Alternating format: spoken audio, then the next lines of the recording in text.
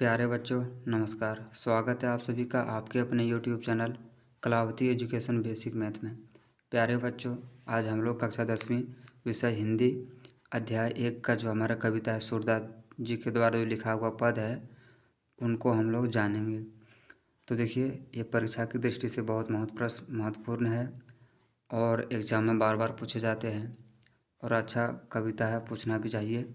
तो बच्चों, ये जो पद है इसे ब्रज भाषा में लिखा गया है। इसको हम लोग हिंदी में समझने का प्रयत्न करेंगे। बिल्कुल आसान है बच्चों, कुछ भी बड़ी चीज़ नहीं है इसमें। थोड़ा सा आपको अलग लग सकता है, डिफ़िकल्ट लग सकता है, लेकिन मैं आपको बिल्कुल आसान तरीके से सारे शब्दों का मान को बताऊंगा और फिर समझाऊंगा। तो उम्मीद है आपको वीडियो अच्छा लगेगा। इससे पहले आपसे एक निवेदन है कि यदि आप अभी भी चैनल पर नए हैं तो चैनल को सब्सक्राइब करिए और अपने साथियों के साथ शेयर करिए। खास करके उन बच्चों तक ज़रूर पहुंचाइए जो 10वीं में पढ़ते हैं। साथ ही झारखंड बोर्ड से संबंधित सारी जानकारी आपको सही समय पर सबसे पहले इस चैनल के माध्यम से मिलेगा। तो आइए बच्चों, अब हम लोग जानते हैं जो पद है हमारा, इसमें जो हमें पंक्ति दिया गया कविता में, उनको हम लोग हिंदी में कैसे समझें। तो बच्चों देखिए, इसको जानने से पहले ये जो रचित कविता है ये सूरदास जी के द्वारा लिखा गया है।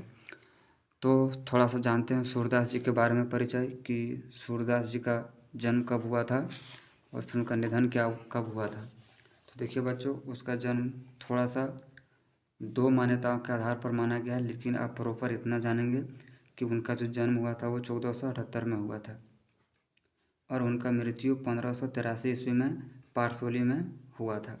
उनके द्वारा साहित्य परिचय जो है, यानी कि जो लोकप्रिय कुछ कविताएं दोहे हैं, वो है सूर सागर, साहित्य लहरी, सूर सरावली, ये सब उनका प्रचलित कविता हैं, लोकप्रिय कविता हैं। तो बच्चों इतना थोड़ा सा हम लोग जाने सूरदास जी के बारे में। अब देखिए, हम लोग इस कविता को, इस व्यंग को पढ़ेंगे और एक एक लाइन का जवाब हम लोग जानेंगे, बिल्कुल हिंदी में, बिल्कुल सरल भाषा में। तो देखिए बच्चों, पहले पूरा पंक्ति हम पढ़ के आपको सुनाते हैं, फिर एक एक लाइन का मतलब समझेंगे। वीडियो थोड़ा सा लंबा हो सकता है, आप धैर्य के साथ समझिए, आपको एक एक चीज़ें समझ में आएगा।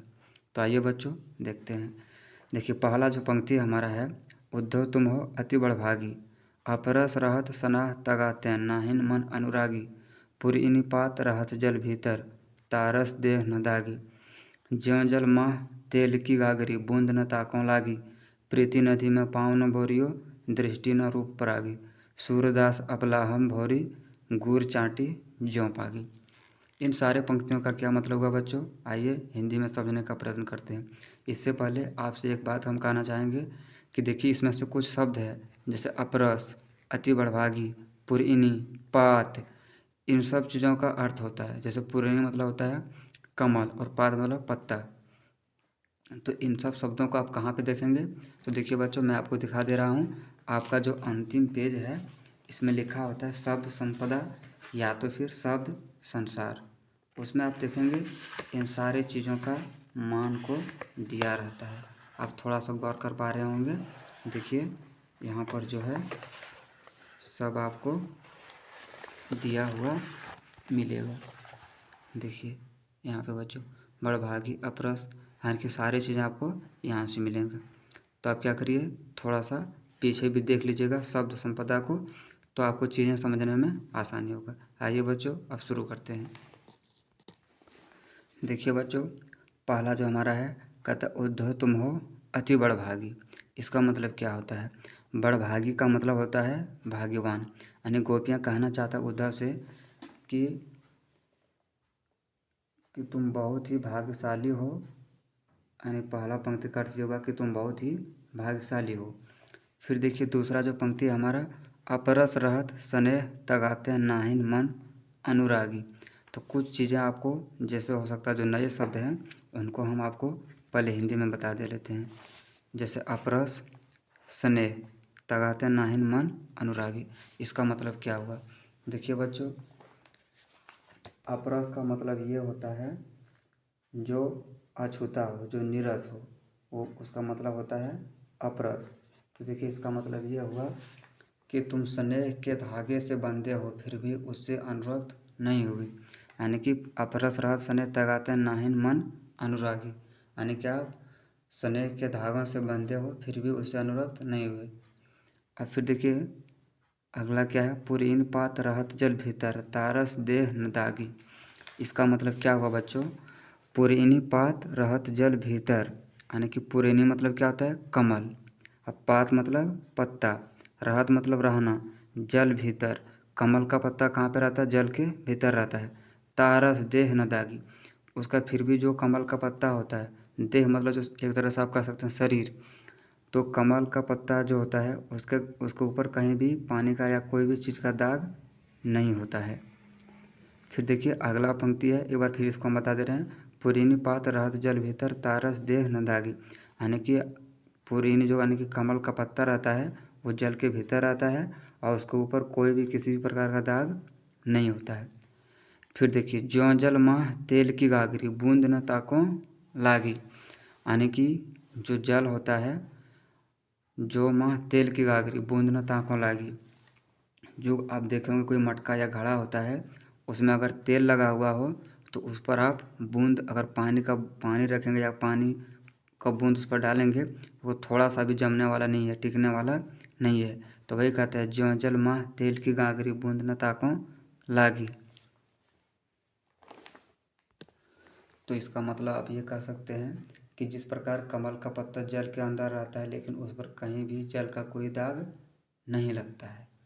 तो अगला देखिए बच्चों है क्या, प्रीति नदी में पाँव न बोरियो दृष्टि न रूप परागी। प्रीति मतलब होता है प्रेम और नदी मतलब आप जानते हैं नदी। प्रीति नदी में पाँव न बोरियो दृष्टि न रूप परागी, इसका अर्थ ये हुआ बच्चों,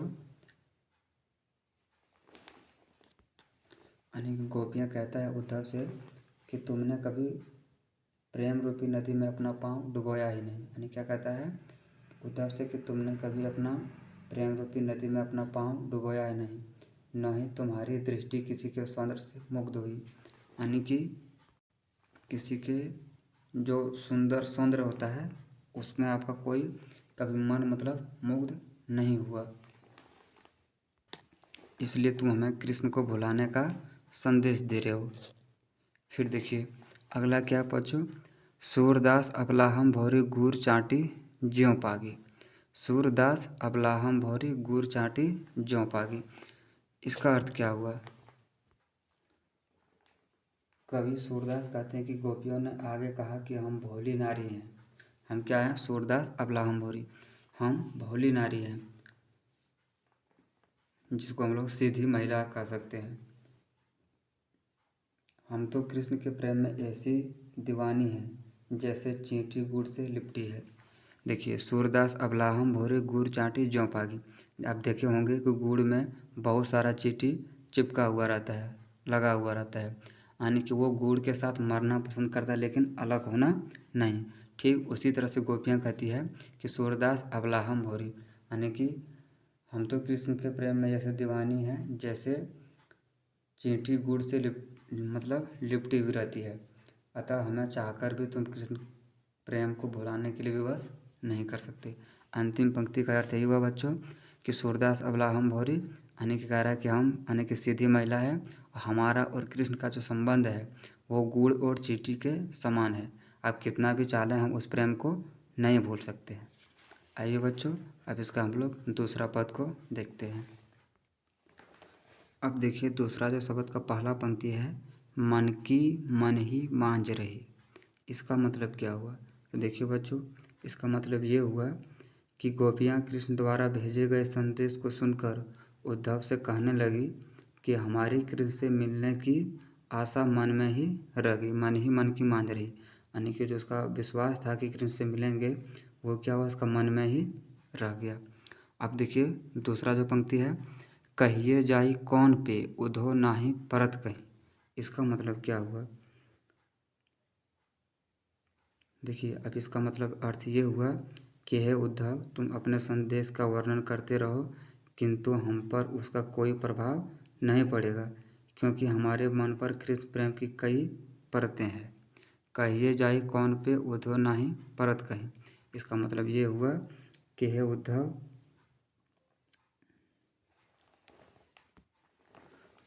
तुम अपने संदेश का वर्णन करते रहो, किंतु हम पर उसका कोई प्रभाव नहीं पड़ेगा, क्योंकि हमारे मन पर कृष्ण प्रेम की कई परतें हैं।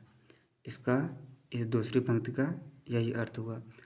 आप 2 बार 3 बार सुनेंगे तो आपको बिल्कुल सारी चीज़ें आसान लगने लगेंगी और समझ में भी आएंगे। तो देखिए बच्चों, अब तीसरा जो पंक्ति है हमारा वो है अवधि आधार आस आवन की तन मन बिथा सही।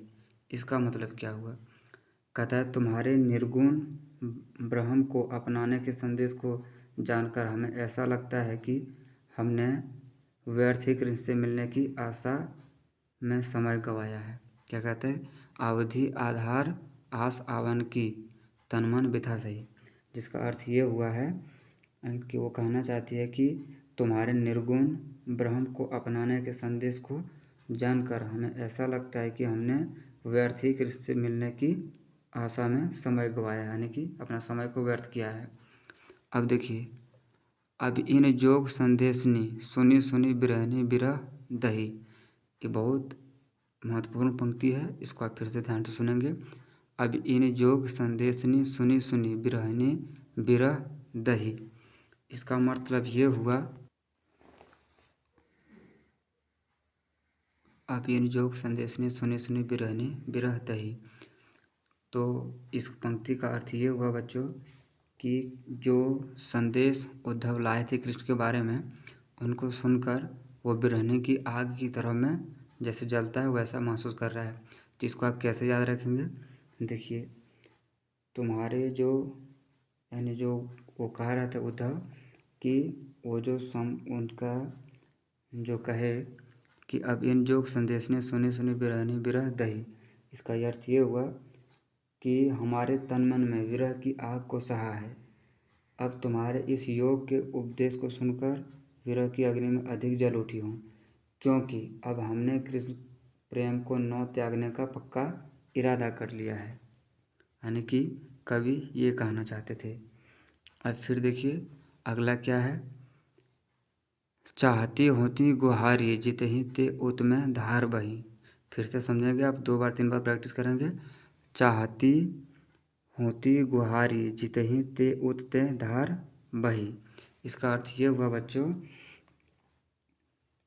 कि कृष्ण को पुकारे, लेकिन यहाँ तो योग की धारा बह रही है। कृष्ण को पुकार रहे हैं, लेकिन यहाँ पे क्या है?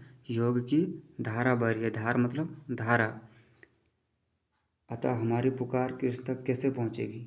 गोपियाँ कह रही है उद्धव से कि यहाँ तो योग की धारा बह रही है, हमारा जो पुकार रही है गोपियाँ, वो कृष्ण तक नहीं पहुँच पाएगी। सूरदास कवि कहते हैं कि गोपी कहने लगी अब हम धैर्य कैसे धारण करें। यानी कि वो कहती है कि चाहती होती गुहारी, यानी कि वो गुहारी यानी कि चिल्लाना। अब अगला देखिए पंक्ति, सूरदास अब धीर धरें क्यों मर्यादा न लें। यहाँ पे देखिए मर्यादा शब्द आपके लिए थोड़ा सा एक नया शब्द लगता होगा, और ये है भी। देखिए, सूरदास अब धीर धरें क्यों मर्यादा न लें। धीर का मतलब ये होता है धैर्य या फिर धीरज। अब धैर्य ही याद रखेंगे। मर्यादा मतलब मर्यादा या प्रतिष्ठा जिसको कहते हैं, ठीक है। तो इसको हम लोग हिंदी में समझते हैं। वो कहते हैं कि हमारी तो मर्यादा भी नहीं रही। यानी कि जैसे कहते हैं किसी को आप कुछ काम कर देते हैं तो वो आपके काम का, मान लिया आपके बताया हुआ काम को नहीं करते हैं, तो वो क्या हुआ? आपका मर्यादा नहीं, आपका प्रतिष्ठा, आपका कहे हुए बात को नहीं मानना। वही कहता है कि हमारी तो मर्यादा भी नहीं रही, अर्थात हम तो कृष्ण प्रेम में दीवानी अपनी सामाजिक मर्यादा के बंधनों को भी छोड़ चुकी, मर्यादा न लाई। इसका अर्थ ये हुआ बच्चों। अब देखिए इसका तीसरा हम लोग देखेंगे जो पद है, और तीसरा पद ये है हमारे हरिल की लकड़ी। इसका मतलब क्या हुआ बच्चों? देखिए, हारिल मतलब होता है हरियल, एक पक्षी है, ठीक है। हारिल क्या है? एक पक्षी है जो बरगद पेड़ में अपना बसेरा उनका होता है। वो क्या, उसका खासियत क्या होता है, विशेषता क्या होता है? तो देखिए बच्चों, हारियल एक पक्षी है जो अपने पैरों में सदैव एक लकड़ी लिए रहता है, उसे छोड़ता नहीं है। तो इसका हिंदी में हम लोग कैसे अनुवाद कर सकते हैं या फिर व्याख्या कर सकते हैं? देखिए, इसका हिंदी में अनुवाद हम लोग ऐसे कर सकते हैं कि गोपियाँ कहती है कि हमारे प्रभु कृष्ण तो हारिल पक्षी के समान है, जो पैरों में पकड़ी लकड़ी के समान है। हमने मन कर्म और वचनों से दृढ़ता पकड़ रखी है। मन कर्म वचन नंद नंदन और यह दृढ़ करी पकड़ी। दृढ़ मतलब क्या होता है? देखिए पहला हमारा है मन कर्म वचन नंद नंदन। नंद नंदन का अर्थ ये होता है नंद के पुत्र यानी कि कृष्ण भगवान। ऊर का मतलब ये होता है हृदय। फिर क्या है? दृढ़। दृढ़ मतलब होता है मजबूती से या मजबूत। पकड़ी। पकड़ी का अर्थ होता है पकड़ना, या फिर एक तरह से आप कह सकते हैं तो जकड़ना। ठीक है, दोनों एक ही शब्द है। तो इसका अनुवाद ये हुआ कि गोपियाँ कहती है हमारे प्रभु तो हरियल पक्षी के पैरों में पकड़ी लकड़ी के समान है। जैसे हरियल पक्षी अपने पैरों में लकड़ी को जकड़ के रखता है, पकड़ के रखता है, उसी तरह से हमारा प्रभु पक्षी के पैरों में पकड़ी लकड़ी के समान है। हमने मन कर्म यानी कि जो है मन कर्म वचन नंद नंदन उर करी पकड़ी। इसका मतलब ये हुआ कि हमने तो दृढ़ता मन कर्म और वचनों से दृढ़तापूर्वक पकड़ रखा है। यानी कि या एक तरह से आप ये कह सकते हैं कि मन में सोचना या मनन करना। फिर देखिए बच्चों, जागत सोवत, तीसरा पंक्ति देख रहे हैं हम लोग। जागत सोवत स्वप्न दिवस निशी काना काना जकरी। देखिए बच्चों, इसमें 2-3 शब्द है जो नया है आपके लिए। जागत। जागत का मतलब ये होता है बच्चों कि जागना। सोवत का मतलब सोना। स्वप्न का मतलब सपना। दिवस मतलब दिन और निशी मतलब रात। कान्हा मतलब कृष्ण। जकरी। जकरी का अर्थ ये होता है कि किसी एक का नाम को लेना या फिर बकना। ठीक है, जकरी का क्या होता है? किसी एक का नाम लेना, यानी कि आप ये कह सकते हैं कि किसी एक का नाम रट्टा करना या फिर रटते रहना किसी एक का नाम। तो देखिए बच्चों, इसका हिंदी में अनुवाद हम जैसे कर सकते हैं कि जागते सोते दिन रात कान्हा कान्हा जकरी, यानी दिन रात सोते जागते किसका नाम ले रही है? कृष्ण का नाम ले रही है। अब देखिए अगला जो पंक्ति है बच्चों, सुनत जोग लागत है ये सो जो करुई ककरी। मतलब जो उद्धव कहते हैं कृष्ण के बारे में, उनका बात को सुनकर ऐसा लगता है जैसे करुई ककड़ी। ककड़ी आप लोग जो गर्मी के दिनों में होता है, वो जो चीता फल होता है, वही कहता है कि इनका उद्धव का जो बात सुन के अब करुई ककड़ी के समान लगता है, यानी कि कड़वी ककड़ी के समान लगता है। ठीक है, अब देखिए बच्चों अगला जो है सुनत सु तो व्याधि हमको ले आए देखी सुनी न करी, या तो सूर तिन्हीं ले सौंपे जिनके मन चक्री। देखिए बच्चों, अब इन दोनों पंक्ति का अर्थ क्या हुआ? तो पहले हम इस पंक्ति का अर्थ को समझेंगे। सु तो व्याधि हमको ले आए देखी सुनत न करी। इसका अर्थ ये हुआ बच्चों, देखिए बच्चों, इनका जो इस पंक्ति का जो मतलब हुआ वो ये हुआ कि वो उद्धव से कहना चाहते कि ये जो तुम बातें कर रहे हो कृष्ण के बारे में, ये सब तुम उनसे जाके करना जो जिनका मन चक्री के समान हो, यानी कि जिसका मन स्थिर ना हो, उनसे ये सब बातें करना। हम तो कृष्ण में इतने विलीन हैं कि जैसे कड़ी ककड़ी को नहीं खाया जा सकता है, वैसे कृष्ण प्रेम को हम लोग नहीं छोड़ सकते हैं, यानी कि नहीं विभक्त कर सकते हैं। अब देखिए बच्चों, इसका आखिरी है पद, चौथा पद। इससे हम लोग सीखेंगे और जानेंगे बिल्कुल हिंदी में जैसे बाकी पद को हमने देखा। तो देखिए बच्चों, हरि हैं राजनीति पढ़ाए। हरि मतलब वही भगवान कृष्ण। पढ़ी मतलब पढ़कर। आए मतलब आना, यानी कि भगवान कृष्ण अब राजनीति पढ़कर आए हैं। तो दूसरी पंक्ति का जो अर्थ है बच्चों ये है कि गोपियाँ कहती कि तुम्हें कृष्ण के द्वारा जो संदेश दिया गया है वही तुम हमें बता रही हो। समाचार यानी कि वही संदेश। फिर देखिए बच्चों अगला जो है, एक अति चतुर होते पहले ही अब गुरु ग्रंथ पढ़ाए। इसका अर्थ ये हुआ कि तुम पहले से ही चतुर हो, ऊपर से तुम्हारे गुरु ने तुम्हें राजनीति का ग्रंथ पढ़ा कर भेजा। यानी जो है एक अति चतुर होते पहले ही अब गुरु ग्रंथ पढ़ा, यानी कि आप तो पहले से चतुर थे लेकिन अब आपका गुरु आपको राजनीति पढ़ाकर भेजे हैं। ठीक है बच्चों, अब देखिए इसका अगला जो हमारा है वो ये है बढ़ी बुद्धि जानी जो, उनकी जोग संदेश पठाए। बढ़ी बुद्धि जानी जो, उनकी जोग संदेश पठाए। इसका अर्थ ये हुआ बच्चों, यानी कि गोपियाँ कहना चाहती है कि मैं उनका तेज बुद्धि समझती हूँ जो उन्होंने तुम्हें योग साधना का संदेश देकर भेजा है। यानी गोपियाँ कहती है कि जो पढ़ाई पढ़ाई मतलब होता है पढ़ाना, कि जो योग संदेश दे के जो आपको पढ़ा के भेजा है वो हम लोग पहले से ही जानते हैं। अब देखिए अगला जो पंक्ति है, उद्धव भले लोग आगे के परहित डोलत धाये। इसका अर्थ क्या हुआ? इसका अर्थ ये हुआ बच्चों, इसका अर्थ ये हुआ कि भला व्यक्ति तो वह होता है जो इधर उधर दूसरों की भलाई के लिए घूमता रहे, तो हमारा एक ही मन था जो कृष्ण चुरा ले गए। यानी कि कहने का मतलब ये हुआ कि उद्धव भले लोग आगे के परहित डोलत धाये, यानी कि जो इधर उधर दूसरों की भलाई के लिए घूमता रहे, ठीक है, इसका अर्थ ये हुआ। फिर देखिए क्या है बच्चों अगला, अब अपने मन फेर पाहिए चलत जो होते चुराए। इसका अर्थ ये हुआ बच्चों, एक बार फिर से हम इस पंक्ति को पढ़ते हैं, अब अपने मन फेर पाहिए चलत जो होते। तो देखिए यानी कि गोपियाँ कहती है कृष्ण से कि हम अपना मन फिर पा लेंगे जो उन्होंने चलते हुए हमारा चुराया है, अर्थात हमारा एक ही मन था जो कृष्ण चुरा ले गए हैं। इसका अर्थ ये हुआ, अब अपने मन फेर पाइए चलत जो होते चुराए। चुराए मतलब चुराना।